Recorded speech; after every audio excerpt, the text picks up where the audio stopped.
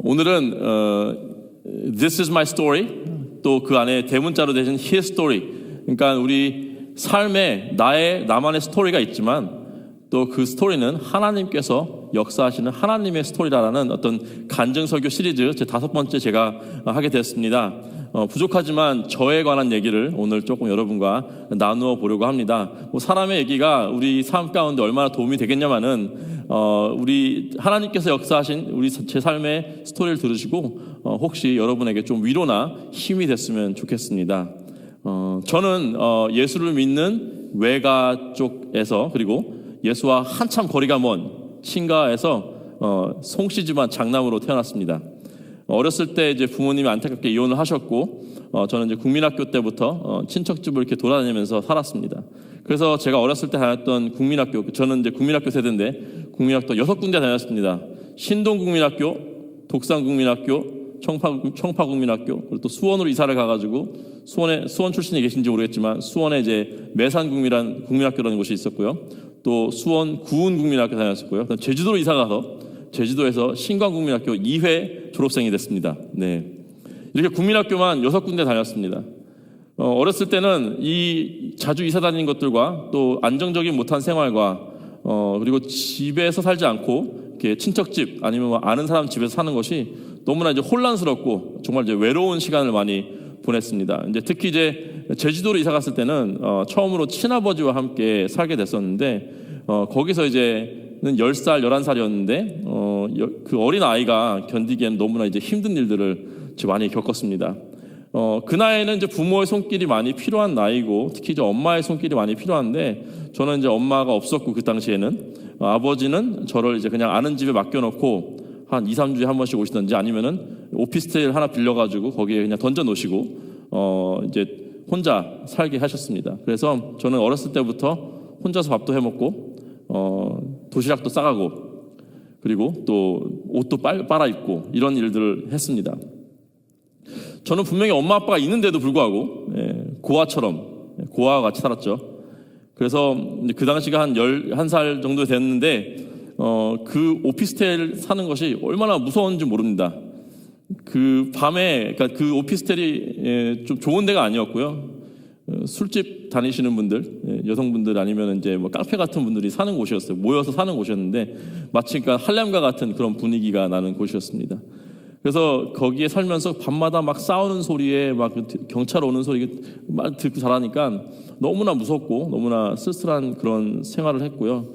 그 삶 때문에 제 마음 가운데 어떤 상처와 깊은 상처와 이제 커다란 어떤 구멍 같은 게 생겨버렸습니다.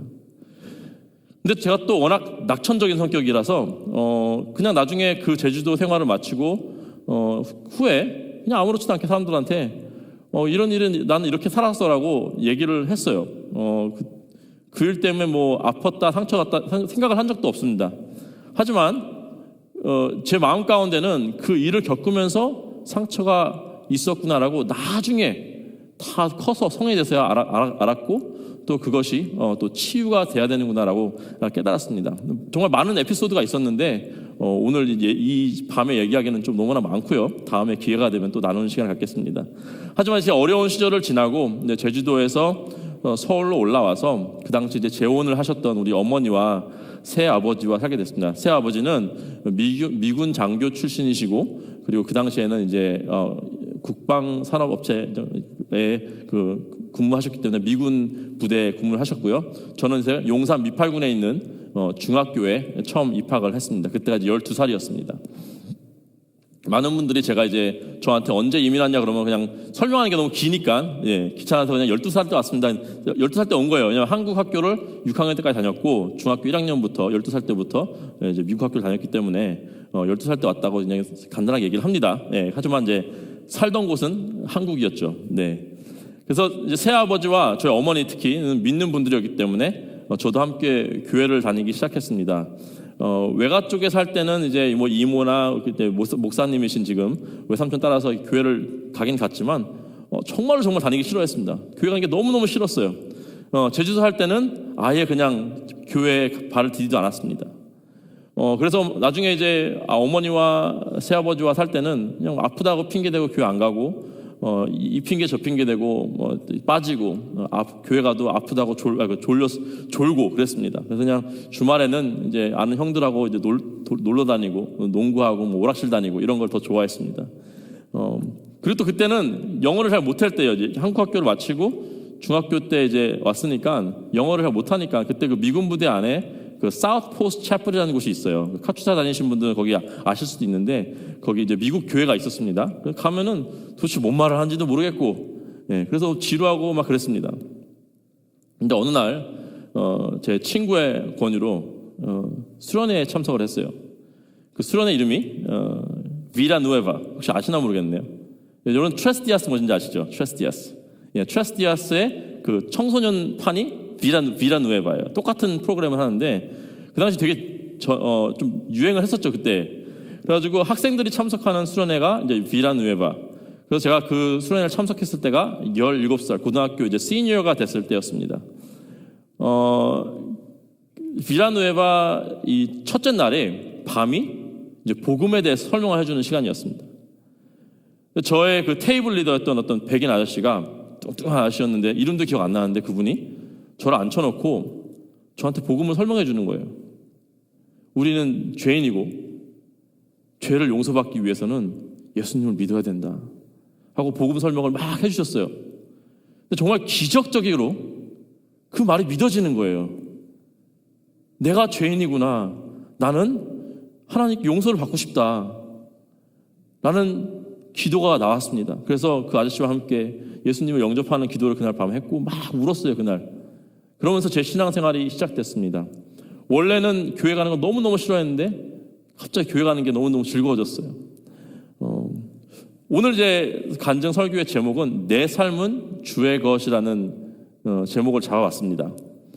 왜냐하면 이제 예수님을 믿기 전에 내 삶은 주의 것이 아니었고 나의 것이었죠. 그런데 참 안타깝게도 예수님을 이제 영접하고 나서도 굉장히 오랜 세월을 제가 지금 되돌아보면은 여전히 내 삶은 나의 것이었습니다. 여러분과 나누고 싶은 것은 그것이 어떻게 내 삶은 나의 것에서 내 삶은 주의 것으로 바뀌었나를 여러분과 나눠보고 싶습니다. 저는 어렸을 때부터 이 마음속에 있는 상처와 커다란 구멍을 메꾸려고 너무너무 노력을 많이 했어요. 하지만 그 내 삶은 나의 것이라는 어떤 삶의 자세가 있었기 때문에 도저히 메꿔지지가 않았습니다. 상처가 치유되지가 않았습니다. 그리고 이 내 삶은 나의 것에서 내 삶은 주의 것으로 이 바뀐 그 하나님의 그 계획 속에서 정말 놀라운 하나님의 그 계획과 또 긍휼하심과 은혜를 발견하게 됩니다. 말씀드렸다시피 예수님 믿고 난 다음에 교회 가는 게 너무나 즐거웠어요. 막 졸고 막 이렇게 핑계대고 빠지고 그랬는데 너무나 즐거워가지고 제가 그때 이제 기타를 이미 치고 있었고 노래하는 걸 되게 좋아했습니다. 막 밤새도록 기타를 치고 막 노래를 했었어요 그때도. 아빠가 시끄럽다고 막 잠 좀 자라고 새벽 3시에 다음날 학교 가야 되는데 그때는 이제 찬양을 하지 않았으니까 뭐 했냐면은 그 가요책 있지 않습니까? 가요책을 다 뜯어가지고 벽에 다 붙여요. 그리고 매곡을 다 외웁니다. 코드를 다 외우고 노래를 외워서 막 불렀어요. 밤새도록. 그렇게 기타를 치는 걸 좋아하고 노래하는 걸 좋아했습니다. 그러다 보니까 예수님을 믿고 나서 교회 다니는 활동이 너무 좋아졌는데 자연스럽게 들어간 곳이 찬양팀이었어요. 찬양팀에 들어갔습니다. 그때 이제 온누리교회 고등부 영어권 고등부가 있었어요. 그래가지고 그 고등부 찬양팀에 들어가서 활동을 시작했습니다. 그래서 거기서 찬양팀도 하고 또 이제 그 비라누에바에서 예수를 믿었으니까 저에게 너무나 귀한 그 수련회이기 때문에 그 비라누에바에 계속 참석하면서 그 비라누에바 그 찬양팀에 섬겼습니다. 그래서 그렇게 이제 찬양팀도 하고 교회 활동도 많이 하면서 살았지만 이때도 내 삶은 나의 것이었어요. 예수님을 믿고 구원을 받았다는 어떤 확신이 있었지만 내 삶을 모든 것을 그러니까 하나님께 전 인격적으로 드려야 된다는 것을 깨닫지 못했습니다. 그래서 그리고 영적으로는 아직도 아기와 같았고 그냥 기타 치면서 노래하는 걸 좋아하는데 그냥 그 방향이 세상 노래 부르다가 그냥 교회 가서 노래 부르는 거였어요. 그래서 그냥 노래하는 거 좋아하는 소년이었습니다. 그리고 또 감사하게도 그 당시에 이제 놀던 친구들은 이렇게 다들 공부를 또 잘했어요. 그래서 따라 하다 보니까 공부도 곧잘 했고, 또 운동을 좋아했기 때문에 운동선수 친구들이 많았습니다. 저도 운동선수였었고. 그래서 또 겁도 없이 밴드를 만들었어요. 찬양 밴드를. 그래서 조직을 해가지고 막 연습하고 콘서트도 하나 했습니다. 학교에서. 그 밴드 이름이 Lord's Instrument, 주님의 악기들 해가지고 찬양 콘서트도 했어요. 그게 잘 지냈는데 결국에는 이제 고3이 되면서 말이 되면서 하나둘씩 친구들이 이제 술 먹고 노는 걸 되게 즐기게 됐어요. 저도 버티다가 따라다니기 시작했습니다. 따라다녀서 같이 술 먹고 놀고, 졸업하기 전까지는 정말 주일에만 교회 나가고 그 외에는 이제 친구들과 놀러 가기 바빴습니다. 안타까웠던 것은 예수님을 믿고 이제 막 훈련을 받아야 되는데 저를 이렇게 이끌어줄 선배나 아니면 목사님이나 선생님이 없었어요. 그래가지고 어떻게 살아야 되는지 몰랐습니다. 말씀을 어떻게 내가 읽어야 되고 기도를 어떻게 해야 돼, 아무도 가르쳐주는 사람이 없었어요. 그래서 저는 크리스찬 삶은 그냥 주말에 교회 나가서 내가 할 수 있는 좋아하는 거 하고, 그리고 주중에는 또 알아서 하면 되는구나, 이렇게 되게 단순하게 생각을 했습니다. 내 삶이 나의 것이었고 신앙생활의 기준도 내가 옳다는 거, 내가 좋은 거 하면 되는구나라고 했어요. 네. 웃긴 것은 그 당시에 막 친구들하고 술 마시면서 놀고 다니면서도 제가 이제 운동선수이기 때문에 담배를 안 폈습니다. 예, 진짜 불량한 사람들은 담배를 피는 사람들이었어요. 예, 그래서 적어도 우린 담배는 안 핀다. 예, 나는 의로운 사람. 이러면서 그들과 이렇게 구분을 지었습니다. 하지만 이 하나님께서 제 모습을 보면서 얼마나 안타까워하셨을까. 예, 그렇죠? 막 모여서 막 압구정동 다니고 강남역 다니고 막 이랬어요. 고등학교를 졸업 후 이제 저희 새아버지가 이제 태어나서 자라신 인디애나 주립대학에 입학을 했습니다. 감사하게도 하나님께서 아주 좋은 목사님을 만나게 해주셨어요. 대학교 그 타운에 작은 개척교회를 하나 하시면서 학생들을 맨 불러다가 가르쳐 주시고 먹여주시고 좋은 목사님 만났습니다. 특히 이 목사님은 성경 공부를 아주 중요시 여기셔가지고 저에게 성경 공부를 정말 많이 해주셨어요. 많이 배웠습니다. 그래서 성경 공부가 너무 재밌었어요. 그래서 막 구원론 뭐 여러 가지 교리 막 이거 되게 많이 배웠습니다. 그리고 1999년 11월 7일 대학교 2학년 때 드디어 침례를 받았습니다. 침례교회였기 때문에 침례를 받았습니다. 침례 받는 것이 너무나 기대되고 설레어가지고 제가 토요일 날 교회를 가서 침례탕을 다 닦았어요. 제가 이제 깨끗한 침례탕에서 침례 받고 싶어가지고 전날 가가지고 닦고 물 다 채워놓고 제가 제 스스로 침례탕에 물을 다 채워놨습니다. 그 목사님께 정말 많은 것을 배웠고 많은 사랑의 빚을 져가지고 나중에 이제 목회로 부르심을 받고 나서 그분께서 그때 이제 텍사스에서 사역을 하고 계셔가지고 찾아갔어요. 찾아서 목사님께 감사드리고 또 가족들 다 모셔가지고 이제 맛있는 식사도 대접하고 그런 시간을 가졌습니다.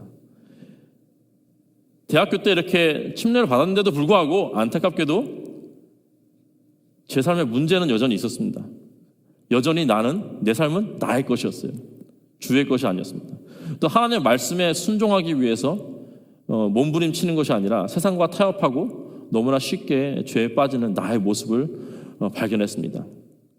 그래서 제가 학교 다니던 그 지역이 작은 지역이에요. 한국 사람이 많이 없어요. 근데 그래서 그 지역에서는 그냥 착한 애로 알려졌습니다. 착하고 교회 열심히 다니는 애. 예. 하지만 제 안에는 이제 채워지지 않는 무언가가 있었습니다. 많은 분들이 이제 제가 결혼 일찍 한 거에 대해서 되게 놀라워 하시는데요. 제가 이제 가정사가 별로 좋지 않았기 때문에 저는 어렸을 때부터 어떤 가족과 함께 이렇게 안정적으로 사는 것을 되게 꿈꿔왔어요. 사실은 이제 가족이라는 것을 경험한 것은 중1 때 어머니와 새아버지랑 살기 시작하면서 6년 동안이 다였습니다. 그전에는 가족이라는 것을 제가 경험한 적이 없었습니다. 그래서 이제 그냥 그런 평범한 일상이 있지 않습니까? 아침에 일어나면은 엄마가 밥 해놓고 아침밥 먹고 학교 갔다가 집에 오면 또 엄마 있고 저녁에 같이 밥 먹고 얘기하고 이런 일상적인 것들을 경험해 본 것이 이제 7학년 때부터 12학년 고 6년간이었습니다. 그래서 이미 마음 가운데 상처가 많이 있었기 때문에 지금 돌아보면은 그때 그게 얼마나 감사한지 몰랐어요. 그냥 당연하게 여기고 새아버지가 나름대로 저한테 뭐 다가와 주시고 또 저랑 좀 친하게 지내려 했지만 저는 마음을 열지 않았습니다. 저는 새아버지를 10년 동안 아버지라고 부르지 않았습니다. 10년 동안 저희 어머니랑 결혼하고 사시는데도 불구하고 저는 아버지라고 부르지 않았어요. 그래서 18살 때 고등학교 졸업을 하고 독립을 해서 대학교를 갔습니다. 그때부터 혼자 살았죠. 그래서 빨리 저는 나만의 어떤 가정을 꾸리고 싶어 했습니다. 그래서 결혼이 빨리 하고 싶었어요. 제가 농담으로 하는 거지만 진짜 제 마음 가운데는 1999년 1월 18일 날 결혼해야 되겠다. 그 다음날 이제 20살 된 생일이었는데 난 10대 때 결혼하리라 라는 계획을 세웠습니다. 안타깝게도 저랑 결혼해 줄 사람이 없어가지고 결혼 못했는데요. 네, 늘 결혼에 관심이 많았습니다. 그래서 막 유학생 형 부부 집에 초대 가서 밥 먹으면은 막 너무 부러운 거예요. 가정을 꾸리며 사는 것이. 그래서 결혼에서 늘 관심이 많고, 근데 그 순간 어느샌가 어떤 분이 저한테 결혼을 하고 싶으면은 배우자를 위해서 기도를 해봐라. 난생 처음 제가 한 가지 기도 제목을 놓고 오랫동안 기도하기 시작했어요. 그래서 한 거의 진짜 4년 정도를 기도를 했습니다. 그리고 그분이 얘기해 주신 게 그냥 기도하지 말고 그 기도문을 다 쓰라는 거예요. 그래가지고 제가 그 당시 사용했던 랩탑 컴퓨터에다가 워드에다가 이제 펀트 사이즈 12으로 4페이지 거의 뭐 리포트 쓰듯이 제가 아내한테 그러니까 제 퓨처 배우자한테 원하는 것들 다 쓰기 시작했어요. 그래서 뭐 성격부터 신앙의 뭐 이런 것도 다 적었습니다. 심지어는 외모까지 적었어요. 예. 여러분도 아시겠지만 저희 아내가 되게 이쁘죠, 그렇죠? 예. 다 들어주셨습니다, 하나님께서. 예.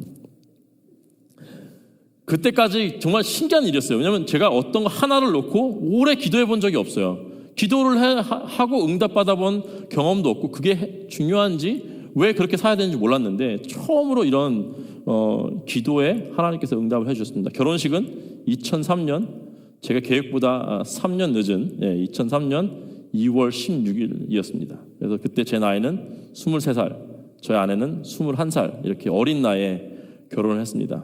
정말 결혼식 얼마 전까지만 해도 머리가 완전 센 노란색이었어요. 우리 권효미 집사님 머리보다 더 노랬습니다. 예. 그리고 귀걸이를 끼고 다녔습니다. 지금도 이 구멍이 있는데 귀걸이 그런 애였어요. 애. 예. 날라리였습니다. 날라리. 근데 결혼식 날 귀걸이를 뺐어요. 나름대로 난 이제 어른이다 라는 이제 다짐을 한 거죠. 내가 이제 한 여자를 책임지고 가장으로서 또 언젠가는 아빠로서 살아가야 되는데 어른이 되고 싶었어요.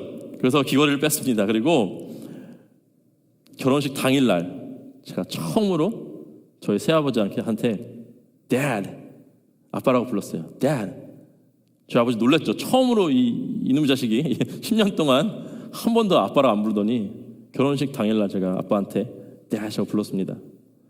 왜냐하면 제가 남편과 아버지가 돼야 되는데 제 주위를 둘러봐도 아무도 저한테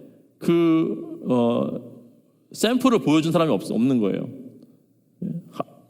근데 유일한 분이 우리 새아버지. 우리 어머니한테는 남편이었고 저한테는 아버지였던 그분이 저의 유일한 사실은 아버지였죠. 그래가지고 제가 처음으로 그때 아빠라고 불렀습니다. 예. 저희 아버지가 어떻게 생각하셨는지는 잘 모르겠어요. 나중에 한번 물어봐야 될 것 같습니다. 예. 이제 20대 초반에 이제 결혼을 했는데, 이제 저희를 그때도 좀 이렇게 신앙적으로 이끌어줄 멘토가 없었어요. 제가 이제 많은 분들이, 그 학생들이 물어봐요. 청년들이 물어봐요. 결혼을 일찍 하는 게 좋습니까? 저는 좋다 그래요. 저희 아내는 안 된다 그래요. 네. 근데 저는 좋다 그럽니다. 네. 근데 대신에 조건이 있어요. 대신에 일찍 결혼할 거면은 주변에 먼저 결혼한 선배들을 많이 둬라. 그 질문을 많이 해라라고 해요. 그러면 괜찮다고. 예. 근데 저는 어렸었지만 또 주변에 그런 분들이 없어가지고 많은 것들을 혼자서 저희끼리 해결해 나가야 됐습니다. 어른처럼 행동을 했지만 속으로는 아직도 어린 그런 청년들이었죠. 결혼하고 한 달 만에 애가 생겼어요. 예. 그래서 금세 또 엄마 아빠가 되어버렸습니다. 그래서 제가 여전히 23살 때, 저희 아내는 여전히 21살 때 첫째가 태어나 버렸어요. 네. 그러는 와중에 이제 저희 교회에 목장 모임이 있었습니다. 저희 교회가 그때 가정교회를 좀 이렇게 하고 있었는데 목장 모임이 있었어요. 목장 모임에서 정말 잘 지냈습니다. 그러니까 저희 뭐 나름대로 저의 어떤 선배 역할을 해주시는 분들이 이었죠. 그분들을 이제 저희 뭐 목녀님들은 저희 한 삼촌뻘들 한 열 몇 살 정도 많으신 분들이었고 또 뭐 다른 부부들이 있었고 저희보다 한 몇 살 더 많은 부부도 있었습니다. 그래서 되게 친하게 잘 지냈어요. 그래서 목장 모임 꼬박꼬박 하고 또 같이 여행도 다니고 되게 좋은 시간을 가졌는데 정말 어느 날 그 목장 식구들 전부가 저희 부부만 빼고 교회를 다 나가버린 거예요. 네, 마치 저희를 버린 것처럼 저희는 버려짐을 당했고 정말 친하게 지내던 교회 삼촌, 누나, 형 이런 분들인데 아무런 설명도 안 해주고 다 나가버리신 거예요. 저랑 저희 아내는 엄청난 상처를 받았습니다. 정말 믿었던 분들이고 정말 우리의 삶을 나눴던 분들인데 그냥 아무런 설명 없이 교회를 다 나가버렸어요. 그때부터 저희가 아내와 제가 신앙적으로 엄청 방황하기 시작했습니다. 그 후로 진짜 오랫동안 소그룹을 안 들어갔어요. 너무나 상처가 컸기 때문에. 그런 와중에도 하나님께서는, 그러니까 제가 지금 This is my story지만 His story, 하나님의 역사는 계속 됐습니다. 하나님께서는 계속해서 우리 교회에 정말 훌륭하신 전도사님들, 그러니까 저희가 교회가 그 Southern Baptist Theological Seminary 남침내 신학대학원에서 2시간 떨어진 게 있었습니다. 그래서 정말 훌륭하신 전도사님들을 계속 사역자로 불러주셨어요. 그런 와중에 저의 삶에 어떤 가장 큰 영향을 미쳤던 전도사님이 바로 박철 목사님입니다. 박철 목사님이랑 강은미 사모님이 사역자로 전도사님으로 그때 신학생일 때 저희 교회에 사역을 오셨어요. 그래가지고 함께 청년부 사역을 같이 했습니다. 저는 청년부 담당 부장집사, 그리고 박철 목사님은 청년부 담당 전도사. 그래가지고 정말 많이 그때 어떤 이 공동체에 대한 어떤 그 기쁨을 다시 회복했습니다. 그러는 와중에 또 저는 나름대로 또 이거 평신도였지만 사명이 있었어요. 그래가지고 저는 이제 그 지역에 그 유스 아이들 있지 않습니까? 그 지역이 작기 때문에 교회가 다 고만고만해요. 유스 아이들이 막 되게 많이 크지 않아가지고 한 교회에서 뭔가를 하긴 어려워요. 그래서 저랑 어떤 다른 영어권 이제 2세 영어권 청년들이 힘을 합쳐서 우리 단체를 하나 만들자. 가지고 Fuse라는 단체를 만들었습니다. 가지고 우리 아이들 다 모아가지고 1년에 3번씩, 한 번은 부흥회, 한 번은 찬양의 밤, 한 번은 수련회를 데리고 가자라고 해서 만들었어요. 다 모으면 한 100명 정도 돼요. 100명을 모아가지고 1년에 3번씩 그냥 저희가 그냥 헌신한 겁니다. 아이들을 위해서. 그때부터 어떤 청소년 사역에 관해서 관심이 많고 마음이 있었습니다.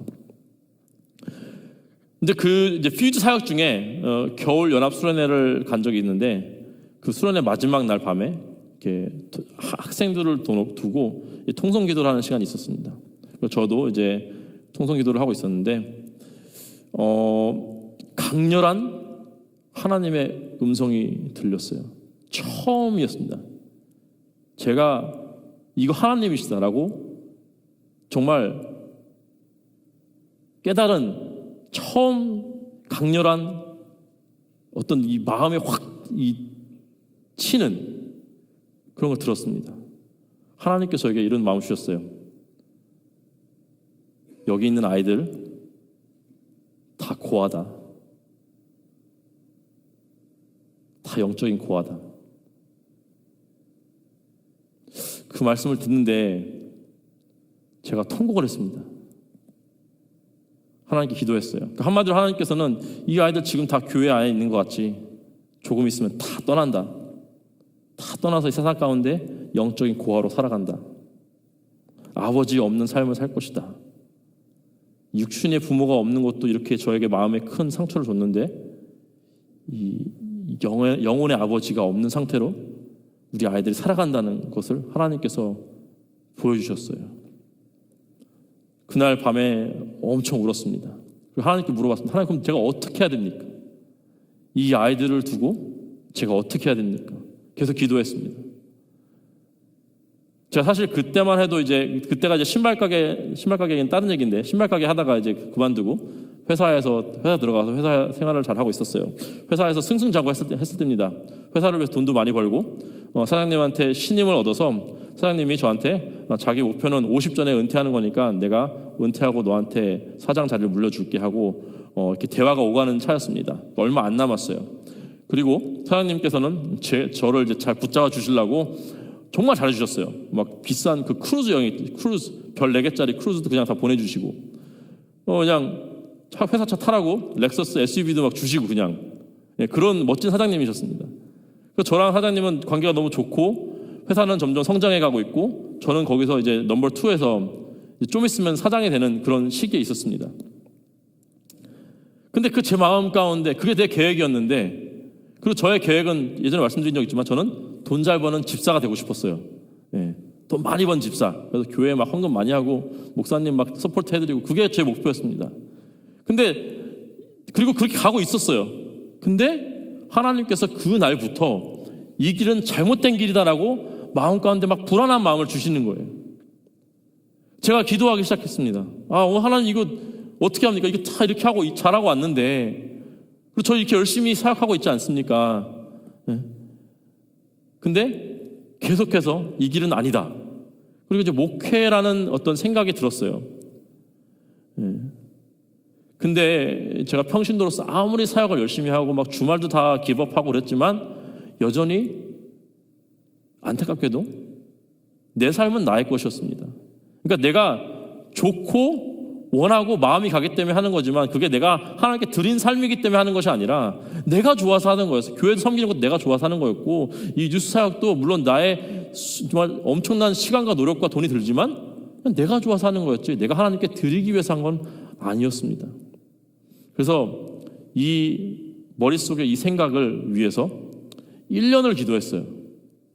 1년을 이렇게 순종하기 위해서 기도한 게 아니라 하나한테 떼쓰는 거예요. 다른 건 다 하겠지만 나 목회는 못합니다.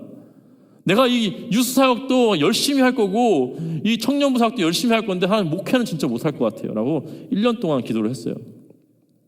정말 중요한 이 커리어의 중요한 시간인데 조금만 버티면 내가 회사 사장이 되는데 하나님 내가 왜 갑자기 목회로 갑니까? 그래서 저는 제 마음을 다 잡으려고 이제 아니야 그날 너무 감정에 내가 못 받쳤어. 너무 감정적이었기 때문에 그런 거야. 그러니까 좀 현실을 좀 팩트를 보자. 팩트를 이렇게 막 기도를 했습니다. 근데 계속해서 이 가는 길이 잘못됐다. 하나님께서 계속 이 마음을 주셨습니다. 1년 동안 진짜 기도와 금식 하면서 때를 쓴 겁니다. 하나님 안 갈 거예요. 안 할 거예요. 그리고 너무나 당연히 분명히 아니야. 분명히 나를 목회로 부르신 거 아니야 라는 생각이 있었기 때문에 아내한테 얘기도 안 했어요. 1년 동안 기도를 하면서 아내한테 얘기를 안 했어요. 저 혼자 기도했습니다. 그 당시에 박철 목사님과 또 저희 부부가 이 청년부 사역을 되게 활발하게 할 때였어요. 교회 내에서는 청년부 그리고 또 무한 청년이라고 우리 바나바 목사님도 함께 했던 그 무한 청년이라는 그 인터스테이트 집회예요. 그러니까 인디아나, 켄터키, 테네시하고 오하이오 이렇게 4주를 합쳐서 청년들이 모여서 하는 집회였습니다. 근데 그때 청년부 사역을 하면서 정말 헌신을 다했어요. 제가 차 팔아서 애들을 라이드를 해줘야 돼요. 근데 차가 이제 SUV가 작으니까 그걸 팔고 미니밴을 샀습니다. 그래서 매주 토요일 날 왕복 1시간 반 걸리는데 가서 애들을 한 10명을 픽업해 와요. 그래서 밥을 먹이고 성역 공부를 가르치고 박철 목사님이랑 같이 끝나면 또 대사 주고 와요. 1시간 반 또 운전해가지고 주일날 아침에 일찍 일어나서 또 애들을 데리러 가요. 대학생 애들을 1시간 반 왔다 갔다 교회 가서 사역을 합니다. 교회 마치면은 또 밥 먹이고 커피 먹여가지고 또 학교에 데려다 주고 이런 일을 거의 2년 정도를 했어요. 2년 동안. 한마디로 평신도인데도 완전 나의 주말을 다 기법을 하고 뭐 가정이며 뭐 나의 차며 내 집까지 다 내놨는데도 불구하고 내 삶을 드리는 것이 너무 어려운 거예요. 차라리 이런 거 다 가져가세요. 이런 거 다 드릴 수 있습니다. 하는데 내 삶은 못 드리겠습니다. 라고 1년을 기도했습니다. 그 중에 하나님께서 오늘 이제 본문 말씀인데 이 말씀으로 제 삶을 바꿔놓으셨습니다. 같이 읽을게요. 8절만 읽겠습니다. 8절 같이 읽겠습니다. 우리가 살아도 주를 위하여 살고 죽어도 주를 위하여 죽나니 그러므로 사나 죽으나 우리가 주의 것이로다. 내가 살아도 주님을 위해 사는 것이고 내가 당장 죽어도 주님을 위해 죽는 것인데 그동안 내가 내 삶이 내 건 줄 알았구나 라는 마음과 함께 깨달음과 함께 회개를 했습니다. 그리고 뒤돌아보니까 나는 되게 열심히 살았지만 여전히 그 열심 안에서도 내 삶이 내 거였기 때문에 이렇게 한 거지 하나님께 드려진 삶은 아니었구나라는 걸 깨달았어요.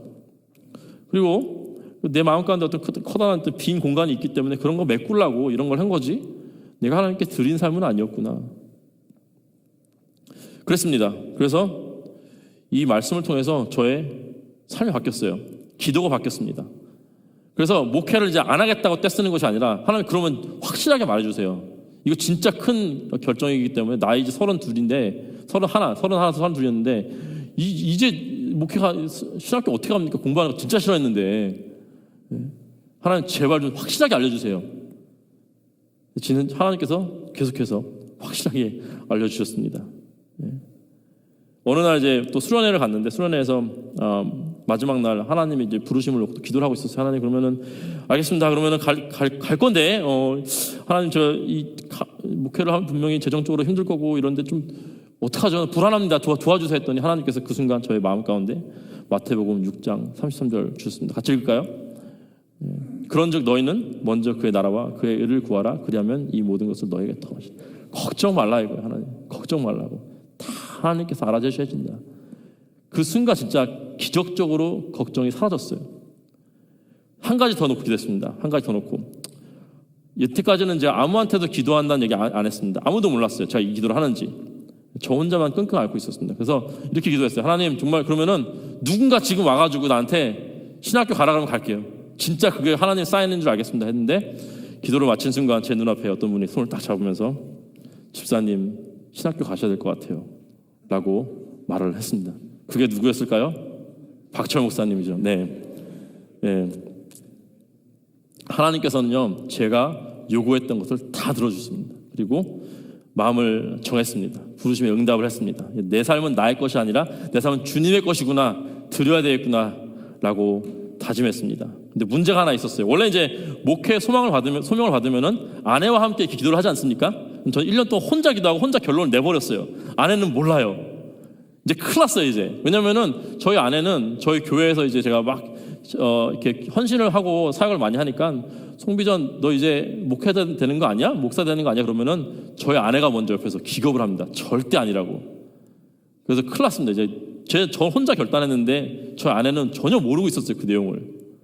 그래서 이제 그 테네시에서 하는 수련회를 끝나고 인디아나 돌아가는 길에서 아내가 이제 여기 앉아 있고 저는 운전을 하는데 기어가는 목소리로 민선아 내가 신학교에 가야 될 것 같은데 이랬어요.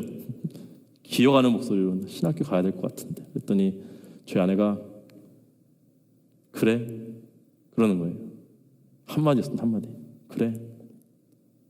저 신기한 거는요 하나님께서 저의 마음을 계속 바꿔놓으시고 있는 동안 저희 아내는 영문도 모르고 마음이 이미 바뀌어 있었어요.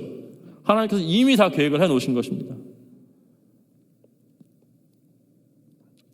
17살에 예수를 믿은 저였지만 내 삶은 나의 것이었지만 이제는 내 삶은 나의 것. 15년이 지난 후에 32살에 내 삶은 이제 하나님의 것이구나라고 그제서야 깨달았습니다. 근데 아직 이제 큰 문제가 남아 있었습니다. 아직 하나 큰 문제가 남아 있었어요. 제가 어렸을 때 겪은 상처가 있지 않습니까? 그것이 해결이 안 됐었어요. 근데 그게 사실은 상처가 있었다는 것도 모르고 있었습니다. 그래서 그 상처 때문에 어떤 나의 인격과 어떤 삐뚤어진 그런 것들이 형성이 되어 있었고 하나님께서는요 그것도 치유하실 계획이 있었습니다. 그냥 그대로 목회를 했다가는 누군가 상처 주고 그런 이상한 목회자가 될 수도 있으니까 하나님께서는 제가 신학을 하는 기간 동안 그걸 치유해 주셨는데 제가 이제 전도사로 사역을 하기 위해서 인디아나에서 테네시로 이사를 갔어요. 거기서 이제 낮에는 이제 둘째 아이가 그때 갓 태어나가지고 둘째 아이를 보고 이제 또 재테크로 사업도 했습니다. 돈 벌고 또 밤에는 이제 신학 공부를 하고 저희 아내는 이제 계속해서 치과에서 일을 했습니다. 근데 신학교에 들어간 지 한 2년쯤 지났을 때였어요. 2년쯤. 이제 밤에 공부를 하다가 좀 이제 졸리고 그래가지고 잠시 좀 쉬면서 유튜브를 지금 보고 있었는데, 그때 어떤 영상을 하나 봤어요. 그 영상이 뭐냐면은 이제 여러분 그 Fresh Prince of Bel-Air라는 그 미국 시트콤 아세요? 옛날 건데 그게 뭐냐면 이제 윌 스미스 아시죠? 윌 스미스라는 배우가 이제 어렸을 때 나왔던 그런 시트콤인데 옛날에 어렸을 때 자주 봤어요. 어렸을 때는. 근데 이제 그 장면은 제가 처음 보는 장면이었습니다. 그러니까 시트콤이니까 대부분 이제 웃긴 내용만 있는데 그 장면은 그렇지 않았습니다. 그 장면이 뭐였냐면은 그 주인공 윌 스미스가 이제 자기를 버린 아버지를 원망하면서 막 절규하는 그런 장면이에요.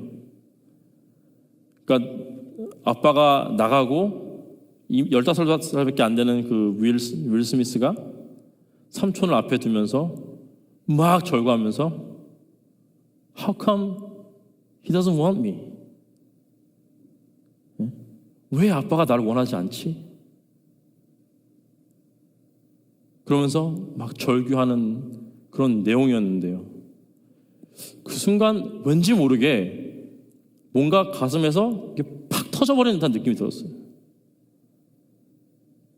그 어렸을 때 그 10살, 11살 때 그 오피스텔에 살면서 혼자 살면서 옆집에는 막 술 취한 사람들이 막 싸우고 깨부순 소리 들으면서 무서워가지고 입을 뒤집어 쓰면서 생각했었던 것들.